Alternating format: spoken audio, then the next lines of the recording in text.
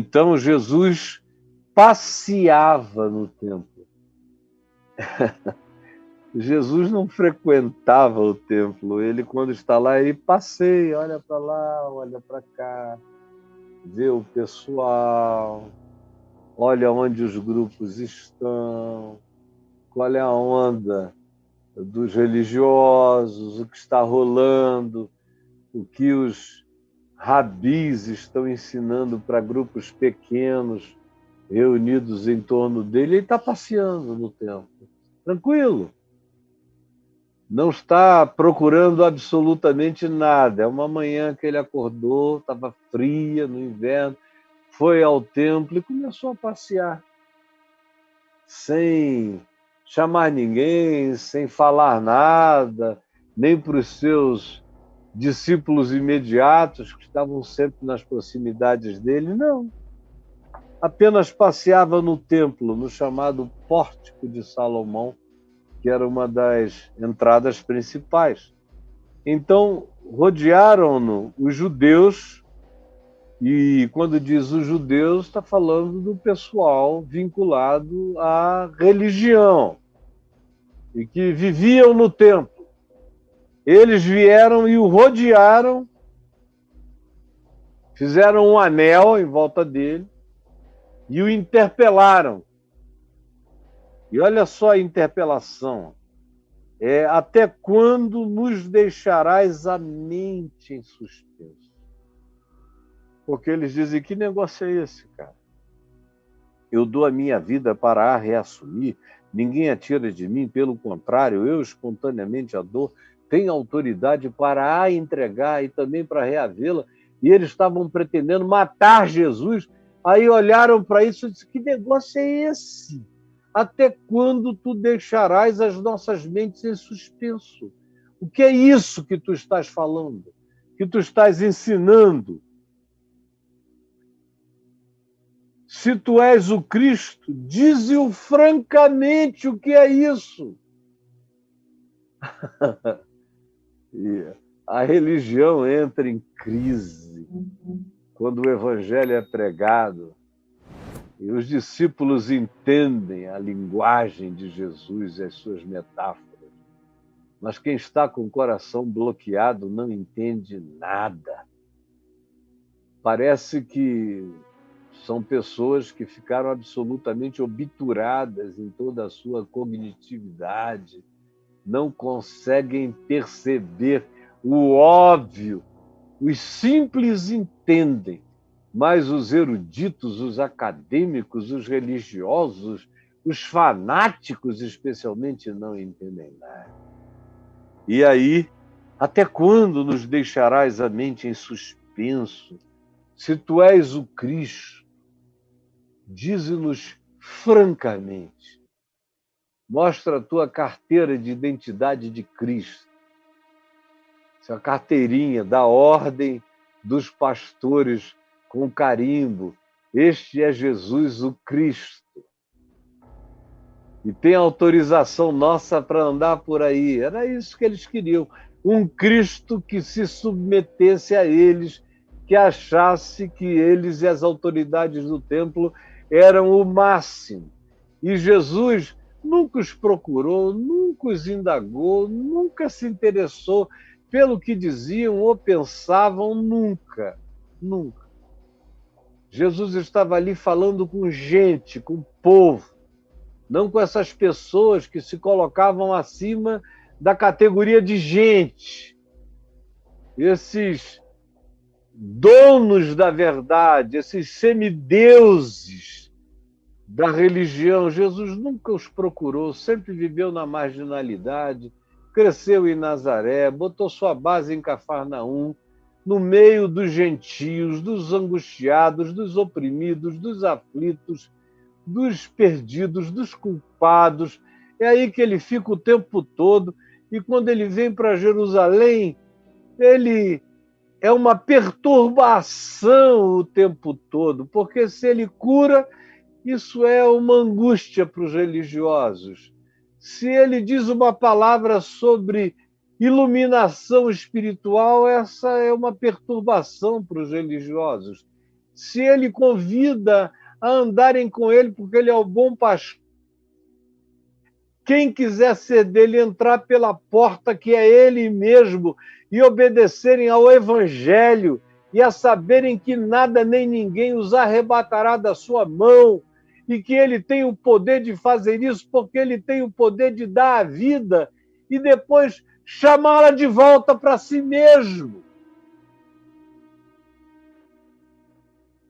Esse é o poder da ressurreição. Aí eles vêm e dizem, fala francamente. Aí Jesus lhes responde, já vou-lo disse, mas não credes. Já disse, mas não credes. Vocês não creem na minha palavra. Então não adianta. Vocês querem que uma outra repetição? Querem que eu mostre um sinal escrito o quê? Filho de Yahvé embaixo da minha axila esquerda? O que vocês querem? Eu já disse francamente quem eu sou e como é a minha relação com as minhas ovelhas e como é o evangelho que eu trouxe, que eu trago, como é a minha boa nova. Como ele mesmo disse, eu ainda tenho outras ovelhas que não são desse aprisco. São ovelhas espalhadas pelo mundo. E a mim me convém conduzi-las, e elas também, que não são daqui desse mundo judaico, são de todas as nações da terra, ouvirão a minha voz e muitas delas me seguirão. Eles estão perturbados. E Jesus disse, eu já disse a vocês tudo que vocês precisavam saber, mas vocês não creram. Porque vocês estão bloqueados. As obras que eu faço em nome do meu Pai testificam a meu respeito. A gente fica sabendo se a palavra é verdadeira ou não é verdadeira, se o mensageiro aguarda, e se o mensageiro a usufrui, se ele é um dos beneficiários da boa nova que ele anuncia aos outros, se ele é o primeiro beneficiário, se ele carrega a coerência do que ele diz. São as minhas obras, que Jesus diz, que dão testemunho de mim. Assim como na vida do discípulo, são as obras de obediência ao Evangelho e de experiência no Evangelho que dão testemunho dele. Ele continua e diz, mas vós não credes, porque não sois das minhas ovelhas. Essa é uma coisa que precisa ser dita com toda clareza. Aqui mesmo no capítulo 8, Jesus disse, vocês não me entendem porque vocês não compreendem a minha linguagem. Ele disse que tem um nível de percepção cognitiva que só tem aqueles que são suas ovelhas. Os que não são suas ovelhas, os que não deram esse passo de entrega, não entendem nada, não compreendem. E não é uma questão de não serem inteligentes ou não terem cultura. É que o Evangelho, como Paulo diz, se discerne espiritualmente. O Evangelho se discerne espiritualmente. Não é segundo a carne, nem segundo a cerebração. Porque a palavra de Deus, o Evangelho de Deus, é loucura para os que se perdem. Ele é escândalo para os judeus e é loucura para os gregos ciosos da sua cultura filosófica ou acadêmica. Não entendem, não discernem, porque só se discerne espiritualmente. E uma vez que você tenha se entregado como ovelha, entrado pela porta e seguido só ouvindo a voz dele, só ouvindo a voz dele, seguindo apenas a ele, Vós não me credes porque não sois meus, não sois das minhas ovelhas. As minhas ovelhas ouvem a minha voz, a minha palavra, elas ouvem. Ouvem no sentido não de que escutam, mas no sentido de que obedecem. Elas andam na trilha, elas seguem comigo, elas têm prazer, elas discernem e têm prazer na entrega obediente. Essas são as minhas ovelhas. Mas vocês não podem entender, porque para entender é preciso se entregar e seguir. As minhas ovelhas ouvem a minha voz, e eu as conheço, e elas me seguem, e eu lhes dou a vida eterna. Quem faz parte desse rebanho pode viver com a segurança absoluta de que recebeu a vida eterna. E aí o que você tem que evitar é se deixar conduzir, do ponto de vista escatológico, por algum teólogo dispensacionalista ou pastor dispensacionalista. Quem é o dispensacionalista? É aquele cara que tem aquele mapa de cronologia da volta de Jesus, todo bem feitinho, sabe? Você tem que dar para Jesus para informá-lo, para ele dizer, ué, é mesmo, eu não sabia, obrigado por me dar a conhecer o meu próprio futuro. Porque Jesus disse, quanto a essas coisas nem os anjos sabem, nem o Filho, mas somente o Pai. Exceto alguns teólogos pentecostais, dispensacionalistas, que dizem que sabem tudo, e cada um escreve o seu mapa cronológico, até a volta de Jesus, às vezes com data, outras vezes não com data exata, mas com uma época, um período. Eles não querem datar, mas eles dizem, não, é mais ou menos nesse período que ele vem. Aí tem toda a descrição, ele vai chegar, vai fazer isso, vai fazer aquilo. Tem todo um protocolo, tem um cerimonial escatológico escrito para Jesus cumprir. E aí ele não vai deixar os crentes passarem por tribulação, vai arrebatá-los para que eles não vejam nenhuma dor, nenhuma angústia, vão ser tirados antes, vão ser deixados aqui os outros que não eram pentecostais dispensacionalistas, vão ficar, e na realidade é isso que se pensa mesmo. Quem não crê naquilo vai ficar, porque você vai ser levado se você crê naquela cronologia que Jesus nunca ofereceu. Mais de 110 anos para cá, começou a ser desenvolvido pelos neopentecostais. Antes deles, foi desenvolvido pelos adventistas, foi desenvolvido pelos testemunhas de Jeová. É bem verdade que em alguns outros momentos raros da história da igreja, houve figuras com algum tipo de pretensão quanto a declarar que Jesus estava voltando, então vamos subir nos montes, como aconteceu com Montano e com o grupo dele, os montanistas. Mas houve um trauma tão grande dessa experiência que durante muito tempo ninguém fez isso. Na Reforma Protestante, ninguém falou disso. E Calvino, por exemplo, não queria comentar o Apocalipse porque dizia que era um livro indevassável. E Lutero achou que o Apocalipse nem precisava estar na Bíblia. Podiam tirar, porque era um livro selado, então não adianta a gente ter aqui um livro selado que a gente não entende. Então Lutero tinha esse tipo de simplismo. E Calvino dizia, não, se não dá para explicar, é melhor retirar. Não faz falta. Mas eles mal sabiam que 400 anos depois, quase isso, surgiriam os pentecostais que desenvolveriam uma escatologia toda mapeada e cronologizada de cada passo e momento de Jesus até a consumação final.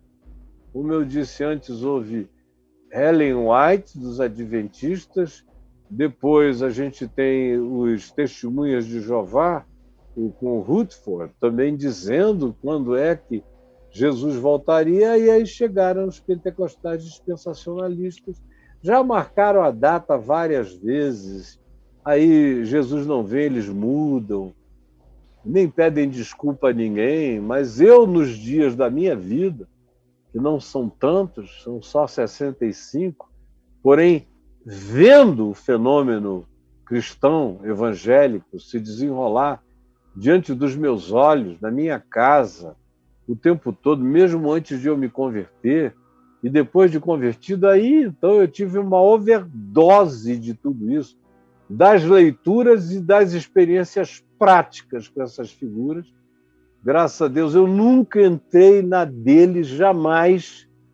A minha opção e o meu discernimento escatológico me dizia que aquilo tudo era fantasia norte-americana, porque essa escatologia pentecostal foi desenvolvida na América. E americano não experimenta sofrimento como os demais seres humanos. Então, Cristo pega eles antes, eles são levados antes, é tudo privilegiado, é conforme o capitalismo vencedor, é também a escatologia dos crentes desse ambiente. Isso veio transferido para cá e tem vínculos não conscientes, mas inconscientemente tem vínculos com a teologia da prosperidade, com todos esses poderes atribuídos aos crentes, estão presentes também no desenvolvimento da cronologia escatológica deles. Então, eu dizia a você, só tome cuidado para que o seu estudo de Daniel, de Ezequiel, não seja com você sendo guiado pela mão por algum mestre de ensino cristão dispensacionalista. Se o cara for dispensacionalista, cai fora, porque você só vai aprender uma espécie de construção da Disney escatológica para você. E não tem nenhuma relação com a realidade ensinada por Jesus acerca do que vem adiante. E a última coisa é dizer, só vale ler Ezequiel e Daniel tendo Jesus como chave interpretativa. Aí você vê como foi que Jesus tratou as ocorrências dos últimos dias. E eu leio Ezequiel e Daniel a partir de Jesus, tanto quanto eu leio Tessalonicenses, 1 Tessalonicenses, 1 aos Coríntios 15, ou leio Apocalipse, tendo Jesus como chave hermenêutica. O que passa pelo filtro de Jesus fica na minha construção, na minha arquitetura escatológica, que não tem mobiliário, não tem detalhamento, tem estrutura só, para eu ter uma ideia. Mas até o Apocalipse, eu leio o Apocalipse a partir de Jesus como chave hermenêutica. Eu não tenho permissão para ler o Apocalipse e criar uma volta de Jesus diferente do que Jesus disse em Mateus, em Marcos e em Lucas sobre a sua segunda vinda. É a partir dessa referência de Jesus nos evangelhos que eu vou ler profecias para trás e vou ler profecias para frente, do Velho Testamento no Novo Testamento. E tudo tem que passar pelo filtro de Jesus. Tem que ser aberto pela senha do Evangelho para poder ser, por mim, absorvido. Do contrário, se tiver alguma coisa esquisita em relação a Jesus, eu deixo fora. Mas deixo na hora, não quero nem saber. Podem ter certeza absoluta disso. E o nosso tempo esgotou, Braulinho.